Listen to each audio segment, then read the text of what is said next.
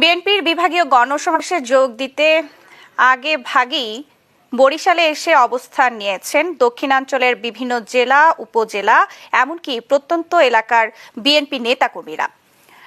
আত্মীয় স্বজনের বাসা, মসজিদ, এমনকি খোলা মাঠেও রাত পার করছেন তারা। বিভাগীয় গণসমাবেশ সফল করতে সব ধরনের ত্যাগ স্বীকার করার কথা জানিয়েছেন বিএনপি নেতাকর্মীরা। রাহাত খানের তথ্যচিত্রে আরেকটি প্রতিবেদন।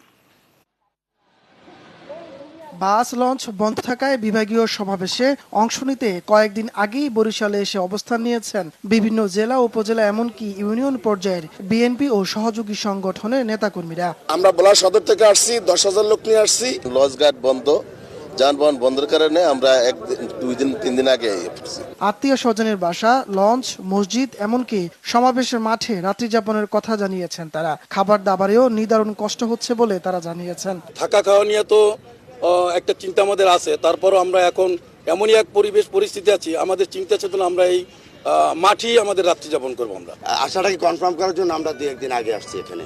বিভাগীয় সমাবেশে অংশ নিতে আসায় বিএনপি নেতাকর্মীদের উপর স্থানীয় ক্ষমতাসীন দল এবং পুলিশের নির্যাতন, নিপীড়ন আরো বাড়তে পারে বলে আশঙ্কা তাদের। দলীয় সরকারে হরতাল ডাকছে, এই কারণে আমরা আসতে পারবো না, এই জন্য আমরা আগে ভাগে আসছি।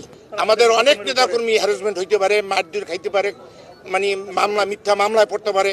ইতিমধ্যে পিছানো হয়েছে এবং এটা আশঙ্কা আরো বেড়ে গেছে। গণসমাবেশ আয়োজক বরিশাল মহানগর বিএনপি নেতারা জানিয়েছেন, এরই মধ্যে অন্তত 50,000 মানুষ বিভিন্ন এলাকা থেকে বরিশালে এসে অবস্থান নিয়েছেন।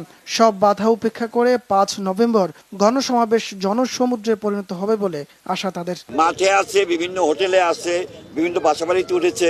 আমরা আশা করব বরিশালের সর্ববৃহত্তম জনসভা হবে এবং মহাসমাবেশে রূপান্তরিত হবে। 5 নভেম্বর নগরীর বঙ্গবন্ধু উদ্যানে বিভাগীয় গণসমাবেশে প্রধান অতিথি হিসেবে থাকবেন বিএনপির মহাসচিব মির্জা ফখরুল ইসলাম আলমগীর। নিউজ ডেস্ক, দেশ টিভি।